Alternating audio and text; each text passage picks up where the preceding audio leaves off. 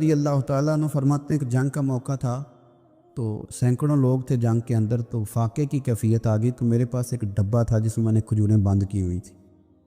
کہتے ہیں بہت سارے لوگوں نے کہا بھی کہ ذرا دکھاؤ کیا ہے، تو میں نے کوئی نہیں دکھایا۔ فرماتے میرے پاس ایک ڈبہ تھا، اس میں کھجوریں تھیں، تو کئی لوگوں نے کہا بھی تو میں نے نہیں قریب آنے دیا، تو پھر مجھے رسول کریم صلی اللہ علیہ وسلم نے فرمایا ابو ہریرہ تیرے پاس کیا ہے؟ تو میں نے کہا حضور میرے ڈبے میں کھجوریں، اس برتن میں کھجوریں۔ حضور نے فرمایا ادھر لانا۔ کہتے ہیں میں لے کے آیا تو حضور نے فرمایا اسے الٹ۔ کہتے ہیں میں نے الٹی تو میں نے گنی تو 21 کھجوریں نکلی، ٹوٹل 21 کھجوریں۔ میں کہہ چکا ہوں کہ آج امت کا بڑا مسئلہ یہ ہے کہ دولت کی کمی نہیں، برکت کی کمی ہے، انسانوں کی کمی نہیں، اتحاد کی کمی ہے۔ آج ایسا نہیں کہ ہمیں باتیں نہیں ہیں، ہمیں سمجھ نہیں ہے، آج باتوں کی، سمجھ کی، اس کی کمی نہیں، مسئلہ تو یہ ہے کہ عمل کا رستہ مفقود ہو گیا۔ کھجوریں کہتے ہیں 21 نکلی، تو حضور نے اس ڈبے پہ اپنا دست مبارک رکھا۔ حضور نے فرمایا بلا لشکر والوں کو کھجوریں کھلائیں۔ کہتے ہیں 10 لوگ آتے رہے، کھجوریں نکلتی رہی، لوگ کھاتے رہے۔ حضرت ابو ہریرہ فرماتے ہیں راج کے کھائیں صاحب نے، اور جب میں نے پلٹ کے دیکھا تو ابھی بھی کھجوریں باقی تھیں۔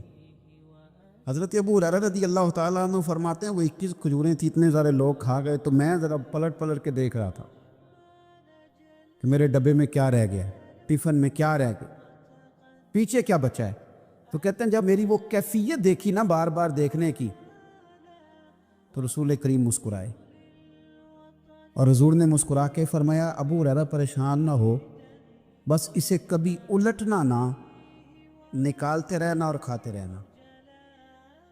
حضور نے دست مبارک لگایا، فرمایا الٹنا نہیں، نکالتے رہنا تو کھاتے رہنا۔ حضرت ابو ہریرہ کہتے ہیں حضور کا وصال ظاہری ہونے تک میں نکالتا رہا، کھاتا رہا، کھجوریں ختم نہیں ہوئی۔ کہتے ہیں صدیق اکبر تخت پہ بیٹھے، وہ لوگوں میں کھولتا رہا، میں کھاتا رہا، وہ ختم نہ ہوئی۔ اب تنگی یہ داماں پہ نہ جا، اور بھی کچھ مانگ۔ کہتے ہیں دور آیا سیدنا فاروق اعظم کا، میں نے 12 سال، بتاؤ اس کے نیچے کون سا باغ لگا تھا کھجوروں کا، بس ایک دست مصطفیٰ ہے نا جو لگ گیا ہے۔ یہ وجود اتنا متبرک ہے، اتنا برکت والا۔ حضرت ابو ہریرہ رضی اللہ تعالیٰ عنہ فرماتے ہیں سارا دور حضرت عمر کا میں نے کھجوریں نکالی اور کھائیں۔ فرماتے ہیں دور آیا سیدنا عثمان غنی کا، 12 سال کے لگ بھگ، 10 سال کے لگ بھگ، پھر وہ کھجوریں میں نکالتا رہا، میں کھاتا رہا۔ فرماتے ہیں حضرت عثمان غنی جس دن شہید ہوئے، میرے گھر میں چوری ہوئی، کیونکہ اس دن مدینہ منورہ میں حالات بڑے عجیب تھے۔ کہتے ہیں چوری ہوئی تو میرا وہ ٹفن بھی چوری ہوا، میرا وہ ڈبہ بھی چوری ہو گیا۔ فرماتے ہیں وہ چوری ہوا تو کھجوریں ختم ہوئی، ورنہ مجھے لگتا تھا کہ قیامت تک نکلتی رہیں گی اور لوگ کھاتے رہیں گے۔ بخاری مسلم ہے۔ کہتے ہیں جب خندق کی جنگ ہو رہی تھی نا، غربت بڑی تھی، قحط بڑا تھا، صحابہ پریشان تھے، 2 3 پتھر پیٹ پہ باندھے ہوئے۔ میں حضور کو دیکھ کے گھر آیا تو زوجہ سے کہا بھلی مانس کچھ ہے کھانے کی؟ کہنے لگی تھوڑے سے جو ہیں۔ تو میں نے کہا پیسو گی تو کتنی روٹیاں بنے گی؟ کہنے لگی 2 3، 4 بن جائیں گی۔ کہنے لگے سالن، تو زوجہ کہنے لگی اگر وہ بکری کا بچہ ذبح کرو تو 3 4 بندوں کا سالن بھی بن جائے گا۔ کہتے میں نے اسے ذبح کیا، بیوی سے کہا تو جاؤ پیس۔ کہتے میں نبی کریم کی بارگاہ میں حاضر ہوا صلی اللہ علیہ وسلم، حضور کی خدمت میں۔ زوجہ کہنے لگی کان میں کہنا حضور کے، سارے نہ آئے، جس طرح لیڈروں کے کھانے اندر ہوتے ہیں علیحدہ، اور جو نعرے لگا رہے ہوتے ہیں نا سویر سے انہیں ڈبہ ملتا ہے، لیکن وہ پھر بھی نعرے لگاتے ہی رہتے ہیں۔ مجھ پہ الزام لگنے لگا ہے کہ آپ سیاست دانوں کو ہر جمعے میں رگڑا دیتے ہیں، تو میں کہنا انہوں صحیح کر چھوڑو، پھر اسی مڑ جانے انواع کو سیانے ہو جائیں۔ یہ سیانے نہیں ہو رہے، ہمیں بات کرنے کی بھی اجازت نہیں۔ شعر کہہ دیتا ہوں کہ ہم آہ بھی کرتے ہیں تو ہو جاتے ہیں بدنام، وہ قتل بھی کر دے تو چرچا نہیں ہوتا۔ انہوں نے نہ کدے پوچھے جی، سانو ہی آکھیا جی چپ رہو۔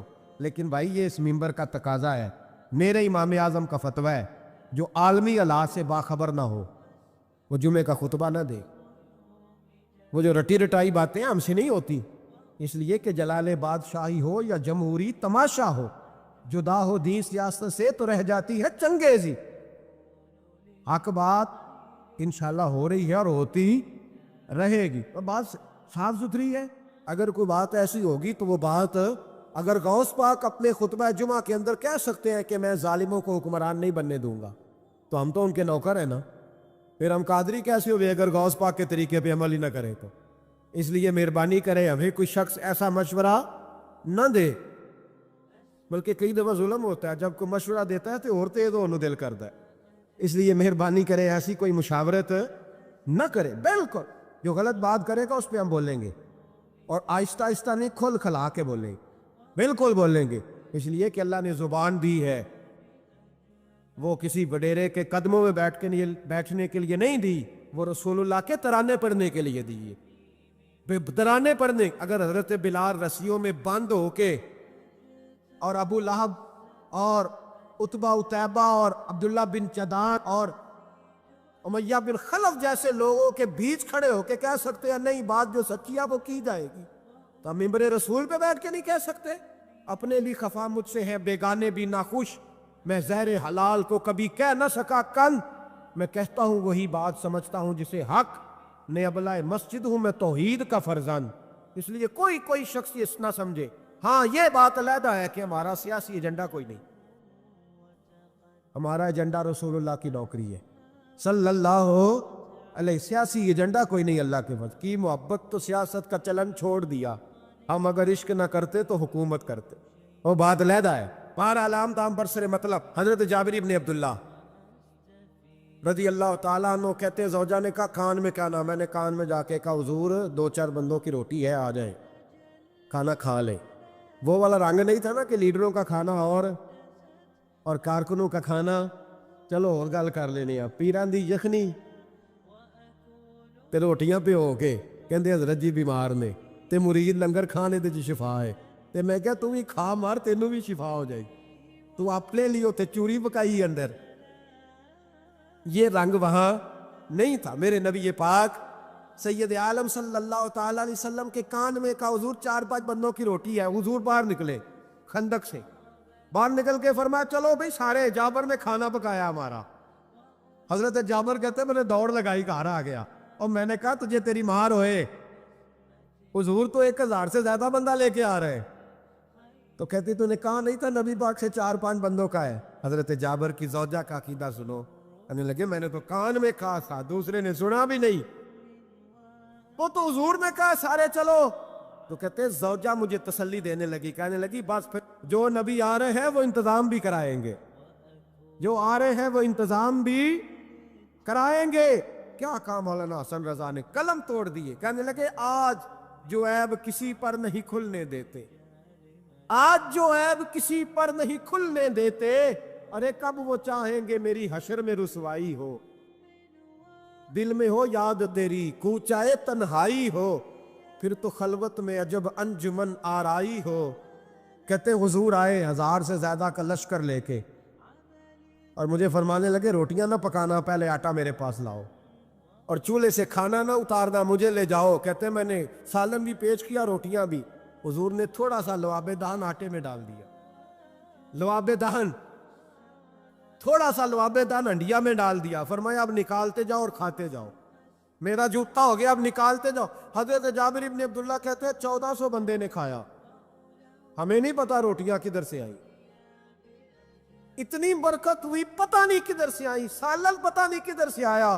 کہتے ہیں سارے سیر ہو کے کھا لیا، تو فرمایا چلو بھی جاؤ جا کے کام کرو، مجھے فرمانے لگے اب تو بھی کھا، آ جا بچے بھی بلا۔ کہتے سب نے کھایا، حضور اٹھ کے جانے لگے تو فرمایا ذرا روٹیاں دیکھ پہلے زیادہ تھی کہ اب زیادہ ہے، ذرا دیکھنا سالن پہلے زیادہ تھا کہ اب زیادہ ہے، تو میں نے کہا نہیں حضور پہلے سے زیادہ ہے، میرے محبوب کے تبرک میں اتنی برکت ہے۔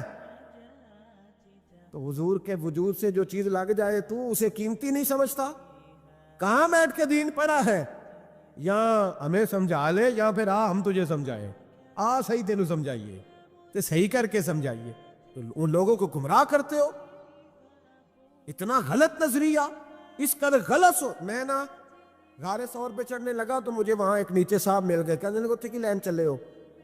میں کہا تینوں اسی اتھوں بھی نہیں پوچھ کے آیا جدو کرو آئے ہیں, اتھوں بھی نہیں تینوں پوچھنا بے لیا, تو غلط فہمی دا شکار ہے. کہنے لگا وہ تو حضور تو کام سے گئے تھے, آپ کو کیا کام ہے؟ میں کہ ایسے لئے ٹائم نہیں تیرے نہ گل کرن دا, اس وجہ سے کہ سانوں تے غار ثور پہ یاد ہوں دی ہے. وہ واپس آ گئے, عام آدمی تھا خیر, وہ کہیں سے آیا ہوا تھا, اردو بولتا تھا. تو میں ایک عمرہ کرنے کے لیے جارانہ سے واپس آیا تو طواف ہم کر رہے تھے, وہ بھی مجھے نظر آ گیا دوڑتا ہوا. میں انہوں آواز مار لی, میں کیا حضرت حاجرہ تے پانیاں سے دوڑیا سن تے تو کا تو چھالا ماری پھر دے او بیائی کولر تے جناب بھی رام کر جا کے, کہندے نہیں انہاں دی ادا تے ادا کرنی ہے. تو میں کہ اگر تو حضرت حاجرہ دی ادا کرنی تے اسی حضرت ابو بکر صدیق دی ادا کرنی. عجیب آدمی ہے بھئی تو, عجیب بات ہے, لوگوں کا فلسفہ اپنا اپنا, اور پھر پکڑے ہم کہ اس بندے کو جو جواب نہ دے سکے. ایسا نہ کرو, یہ زیادتی ہے, امت کو اکٹھا کرو. اتفاق یہ مجھ سے سوال کئی جمعے سے ہو رہا تھا. میں اصل میں نا ان موضوعات کو چھیڑتا نہیں, میری طبیعت اور ہے, لیکن کوئی بندہ یہ نہ سمجھے کہ ہمیں جواب نہیں آتا. یہ سوال اٹھا تھا, کوئی یہ نہ سمجھے کہ ہمیں جواب اللہ کے فضل سے, اللہ کے فضل سے. یہ قرآن مجید پڑھا ہے, یہ مسجد ہے, یہ جمعے کا دن ہے. ہم بات صرف وہ کرتے ہیں جس میں ضمیر اجازت دیتا ہے, اس لیے کہ سدا تو نہیں نہ رہنا, پتہ نہیں صبح اٹھ سو کے اٹھنا ہے کہ نہیں اٹھنا, تو کون کو گمراہ کر کے دین کے نام پہ جانا کدھر ہے. اس لیے بھائی خیال ہوتا ہے کہ تم لوگوں کو خراب نہ کرو, ہم تو چاہتے ہیں امت اکٹھی ہو جائے, لیکن یہ ظلم کرتے ہو, جب چھیڑو گے کسی کو تو پھر تو اس کا حق بنتا ہے نا وہ بولے. پھر چھیڑا جاتا ہے. تھوڑے دن ہوئے حضرت علی مسادیہ کا سارا گھر گرا دیا, بلڈوزر چلا دیا, کہنے لگے یہاں لوگ آتے ہیں تو شرک ہوتا ہے. اور میں نے کہا جہاں اللہ کریم نے توحید پھیلانے کے لیے رسول کو بھیجا, 4 سال جہاں نبی پاک رہے, وہاں کیسے شرک ہو سکتا ہے؟ کس طرح کی تو بات کرتا ہے. بہرحال جہاں میرے نبی پاک بیٹھ جائیں وہ جگہ برکت والی ہو جاتی. اس جگہ کو چومنا مسلمان کا ایمان ہے, اس جگہ پہ سجدہ کرنا مسلمان کا ایمان ہے, اس جگہ بیٹھ کے تبرک حاصل کرنا یہ مسلمان کا. میں تو پہلی دفعہ ریاض الجنت میں داخل ہوا تو میرے ساتھی کہنے لگے کیا ہوا؟ میں کہا ادھر آؤ, لوکاں نو اگے جا کے ملنی, سانو ایتھے ہی لب گئی جے, روضہ تم من ریاض الجنہ. 12 حدیث لکھی ہے, حضور نے فرمایا جو یہاں آ گیا وہ جنت میں آ گیا. یہ ہے ارض جنت, یہ طیبہ کی زمین ہے, جنت بھی یہی, مال کے جنت بھی یہی ہے. ایک بات اور کرنی ہے, بڑی ضروری ہے, میری بھی اور آپ کی بھی ذمہ داری ہے, اس کو بھی ضرور کرنا چاہتا ہوں. سن لیں, محمود غزنوی نا گزر رہے تھے, یہ آپ نے نا میری طرف دیکھنا ہے, یہ بات سنتے ادھر دیکھو, خاص اہم مسئلہ ہے, اس پر بڑا ضروری ہے آپ کا متوجہ رہنا. محمود غزنوی کہتے ہیں میرے دل میں خیال آیا کرتا تھا ہمیشہ کہ میں واقعی سبکتگین بادشاہ کا بیٹا ہوں یا معاذ اللہ میرا باپ کوئی اور ہے.